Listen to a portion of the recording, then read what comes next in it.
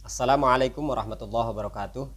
Bismillah, alhamdulillah, wassalatu wassalamu ala rasulillah Sayyidina wa maulana Muhammad ibn Abdillah wa ala alihi wa sahbihi wa mawalah amma ba'd.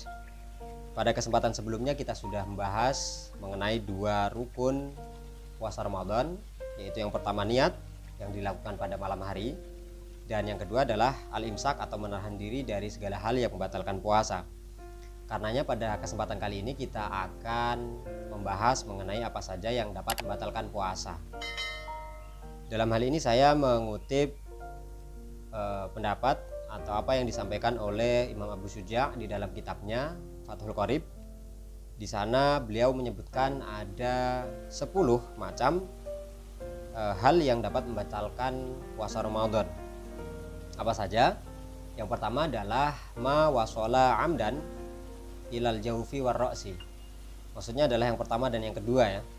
Ma wasola amdan ilal jaufi war ro'si, yaitu masuknya sesuatu benda ke dalam tubuh kita, baik melalui lubang asli, hidung, mulut, telinga, maupun lubang yang tidak asli. Nah, lubang yang tidak asli ini maksudnya adalah sebagaimana yang disampaikan oleh Imam Ibnul Qasim Al-Ghazi ketika mensyarahi kitab Fathul Qorib, yaitu dijelaskan seperti luka yang kemudian menyebabkan sesuatu masuk ke dalam kepala. Nah, ketika benda sesuatu itu masuk ke dalam tubuh kita, baik melalui lubang asli tadi yang disebutkan maupun lubang tidak asli yang dilakukan secara sengaja, maka itu dapat membatalkan puasa kita. Ya, lumrahnya makan, minum secara sengaja. Adapun hidung, mulut, dan telinga itu ada batas-batasnya. Artinya ketika sesuatu benda itu masuk kemudian melewati batas, itu dapat menyebabkan puasa kita menjadi batal. Hidung batasnya adalah muntaha khaysyum atau pangkal hidung gitu ya. Pangkal insang yang posisinya sejajar dengan mata. Sementara mulut batasnya adalah hulkum atau tenggorokan, dan telinga batasnya adalah sejauh mata sudah tidak dapat melihat kedalaman telinga itu. Nah, ketika melewati batas-batas itu dan dilakukan secara sengaja, maka itu membatalkan puasa. Kalau tidak dilakukan secara sengaja, lupa, paksaan, atau karena tidak tahu, maka tidak membatalkan puasa. Atau masuk tapi tidak melewati batas-batas itu, misalnya berkumur atau sikat gigi, siwak, membersihkan telinga, membersihkan hidung, tetapi tidak melewati itu ya, tidak melewati batas-batas itu, ya tidak membatalkan puasa. Itu yang pertama dan yang kedua. Yang ketiga adalah wal huknatu fi ahadis sabilain, atau berobat yang kemudian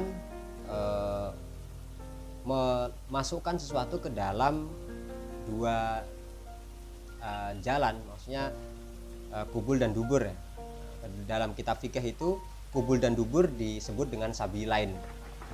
Misalnya pasang kateter, itu kan memasukkan selang ke dalam kubul, atau ketika mengobati wasir, ambeien, itu kan pasti memasukkan sesuatu ke dalam dubur. Nah, itu membatalkan puasa.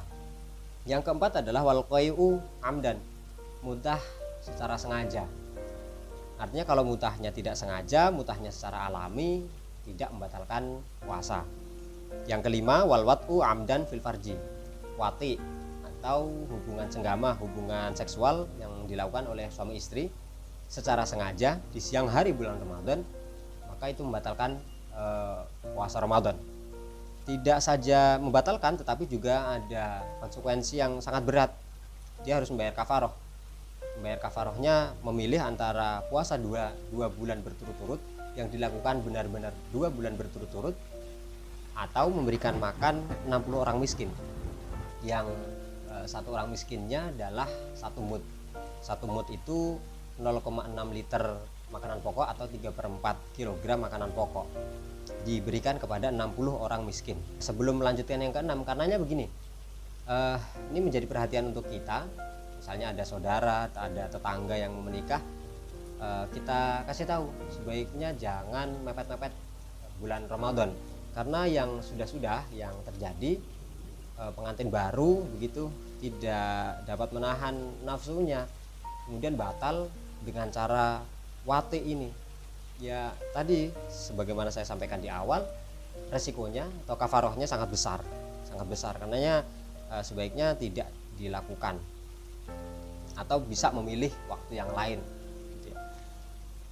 Kemudian yang keenam adalah wal inzal an mubasyarah, keluar sperma, keluar mani sebab sentuhan kulit, baik yang diperbolehkan maupun yang diharamkan. Yang diharamkan itu onani, misalnya onani sendiri begitu, atau yang diperbolehkan onani yang dilakukan oleh istri. Baik yang diharamkan maupun yang diperbolehkan kemudian keluar sperma itu tentu membatalkan puasa. Yang ketujuh adalah wal haidu, haid, menstruasi. Perempuan yang menstruasi, yang keluar darah haid pada siang hari bulan Ramadan itu membatalkan puasa. Bahkan kalau merujuk pada penjelasan dalam kitab Safinah, perempuan yang keluar darah haid pada siang hari bulan Ramadan itu wajib hukumnya dia membatalkan ya makan atau minum. Begitu juga ini yang kedelapan adalah wan nifasu, nifas, keluar darah sebagai akibat melahirkan. Itu juga membatalkan puasa dan hukumnya membatalkan puasa dengan makan atau minum itu hukumnya wajib. Yang kesembilan adalah wal jununu, gila, meskipun sebentar. Kemudian yang terakhir yang ke-10 adalah waridatu, riddah, murtad, keluar dari agama Islam, wala'iyadzubillah. Ketika ke-10 hal ini kita jaga, artinya kita tidak melakukannya dengan sengaja, maka tidak dianggap puasa kita menjadi batal. Tapi kalau kita melakukannya dengan sengaja, itu ya membatalkan puasa kita. Nah, selain artinya ketika tidak dilakukan dengan sengaja atau kita melakukannya dengan tidak sengaja, maka tidak membatalkan puasa. Atau dilakukan dengan sengaja tetapi tidak tahu bahwa hal-hal tersebut membatalkan puasa, ya tidak membatalkan puasa. Atau karena dilakukan karena ada paksaan, dipaksa, diancam kalau enggak makan gitu. Atau kalau tidak melakukan sesuatu yang membatalkan puasa, akan dicelakai, akan dibunuh misalnya, ya enggak apa-apa, dan itu tidak membatalkan puasa. Nah, kalau nangis gimana? Itu pertanyaan dulu kita ya, masih kecil gitu. Jangan nangis nanti membatalkan puasa gitu. Itu bagaimana? Kalau nangisnya sendiri itu tidak membatalkan puasa.